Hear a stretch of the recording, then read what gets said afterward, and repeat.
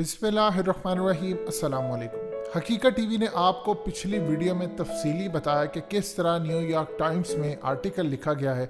General Hamid गुल के उस क्लिप का जिक्र किया गया है जो उन्होंने एक प्रोग्राम मज़ाकरात में कहा था कि अफ़गानिस्तान में अमेरिका को अमेरिका की मदद से शिकस्त देंगे। अब कहा गया कि अमेरिका को अमेरिका की मदद से पाकिस्तान ने शिकस्त दे डाली है।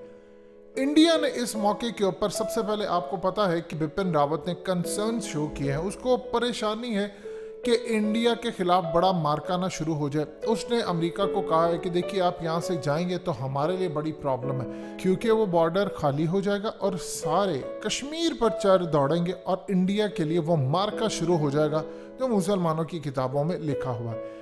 अब इस पूरी सूरत हाल के अंदर सबसे ज्यादा इंपॉर्टेंट डेवलपमेंट ये आई है कि इंडिया ने अमेरिका को मजीद डिस्कस करने से पहले इस वीडियो को लाइक करें, हकीकत टीवी को सब्सक्राइब करें और बेल आइकन पर जरूर क्लिक करें।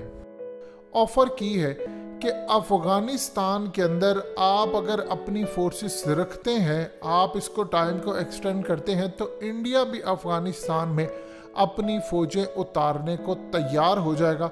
लिहाजा इस सूरत हाल में हम आपको बैकअप देंगे, लेकिन शर्त यह होगी अफगानिस्तान में अमरीकी मिलिट्री बेसिस हमारे साथ शेयर की जाए और अमरीका यहाँ से ना निकले। हम इस जंग के अंदर अमरीका का साथ देंगे। इस पूरी सूरत हाल के अंदर अमरीका के साथ आखिरी हद तक जाएंगे, लेकिन आप यहाँ से निकल कर ना आए। आप एक काम कर सकते हैं कि हम आपको पाकिस्तान और चाइना पर मजीद स्पेस देने के लिए कश्मीर में फौजी अड्डे फराहम कर सकते हैं। असल में अमेरिका का बड़ा पुराना ख्वाब था और इंडिया का ख्वाब था कई सालों से कि पाकिस्तान के अफगानिस्तान वाले हिस्से पर किसी तरह इंडिया काबिज हो जाए। इस वक्त ऑफिशियली इंडियन कहते हैं जी 3000 लोग हमारे हैं जो यहाँ पर काम करते हैं, इंडियन नेशनल है। असल में तादाद उससे कई गुना ज़्यादा इंडिया की। इनके कई ऑफिशियल्स यहाँ पर मौजूद हैं, इनके जासूस मौजूद हैं और ये कहते हैं हमने $3 अरब की इन्वेस्टमेंट की।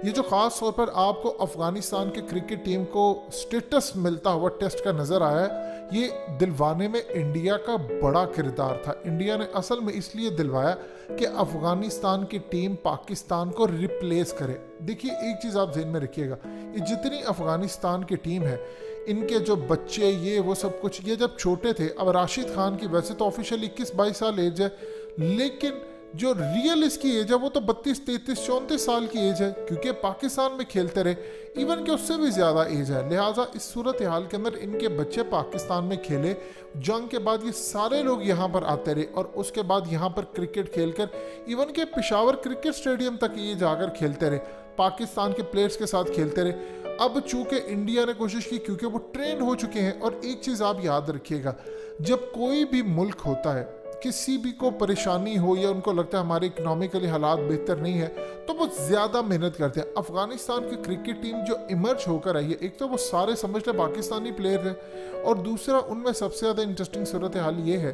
कि उनके अंदर एक चीज़ है कि देखिए अफगानिस्तान कटा पटा है, अगर हम मेहनत करेंगे तो हम पैसा कमा लेंगे, टूअर्स हो जाएंगे, तो वो दिल जान से ज़्यादा काम करते हैं। उनको पता है अपॉर्चुनिटी कम है, इसीलिए वो ज़्यादा मेहनत से आगे आ रहे हैं। अब इस पूरी सूरत हाल के अंदर आप अंदाज़ा करें इंडिया का असल में ग्रेट प्लान क्या था। इंडिया का प्लान ये था कि ईरान, अफगानिस्तान और इंडिया ये तो चाबहार पर काम करे और उधर से वो पाकिस्तान को ईरान की साइड से भी दबोचे, फिर चाइना को भी दबोचे हम अफगानिस्तान से और पाकिस्तान को भी दबोचे।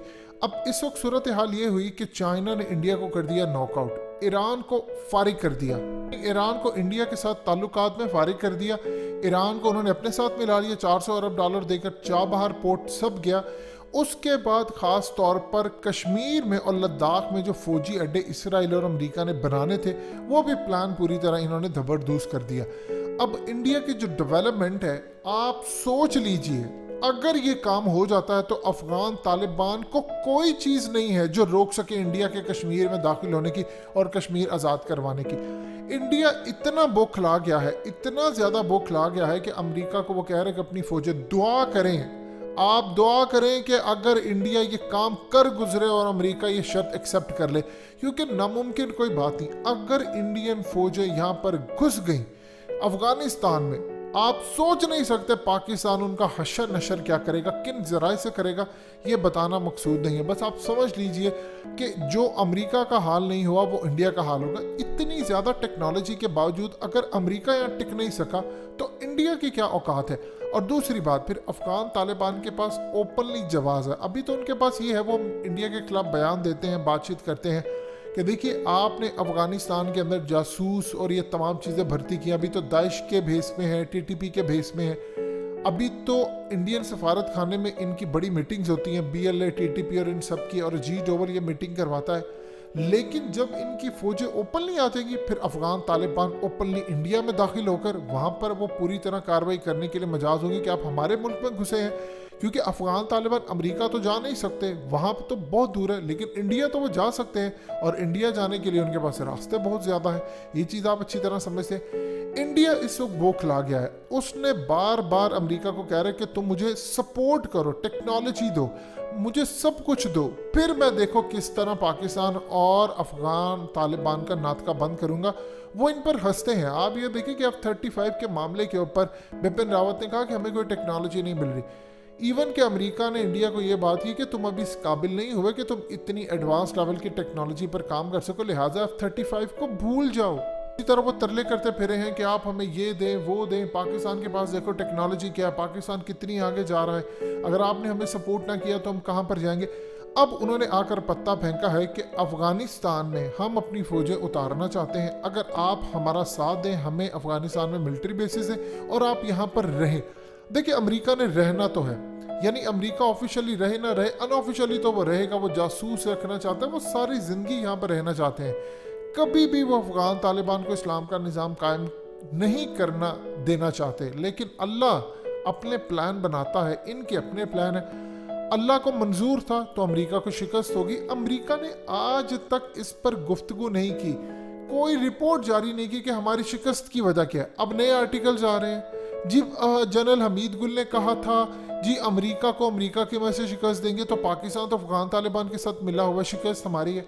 यानी अंदाजा करें कि अगर पाकिस्तान और अफगान तालिबान मिसाल के तौर पर मिले हैं, तुम तो एडवांस टेक्नोलॉजी के साथ 50 ममालिक के साथ आए हो, यानी 2 मुल्क तुमसे संभाले नहीं गए, हम तो ऑफिशियली भी तुम्हारे साथ नहीं थे बकौल तुम्हारे। लिहाजा इस सूरत हाल में इंडिया की अमेरिका को दी गई ऑफर, अमेरिका अब कुछ ना कुछ करेगा, क्योंकि इंडिया चाहता है कि अमेरिकी फौजें निकलकर एक दफ़ा कश्मीर में आ जाती हैं, यहाँ पर कायम हो, तो मुझे कम से कम चाइना से तो छुटकारा हो जाए। फिर कल को ये क्या काम करेंगे, ये कोई जाली हमले अपने ही अमरीकी फौजियों पर करवार कर कहेंगे देखिए जी पाकिस्तान ने इनको मारा, हमने यहाँ से भेजे हैं मुजाहिद, और वो वहाँ पर जाकर लड़ने के लिए गए थे।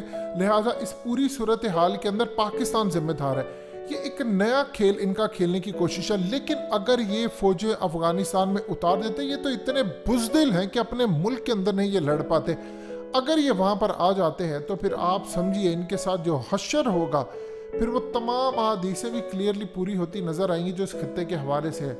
लेकिन फिल वक्त पाकिस्तान, अगर इंडिया ओपनली इस बात को, जाहिर सी बात है जब अमेरिका एक्सेप्ट करेगा तो वो ओपनली इसको फिर डिस्क्लोज करेंगे। अभी तो हकीकत टीवी आपको ये बात बता रहा है, लेकिन जब ये डिस्क्लोज ओपनली कर देंगे तो फिर पाकिस्तान को चाहिए इनको रोके ना, इनको जाने दे, क्योंकि एक दफ़ा ये घुस गए तो अफगानिस्तान तो गूंद का तालाब है, ये तो दलदल है।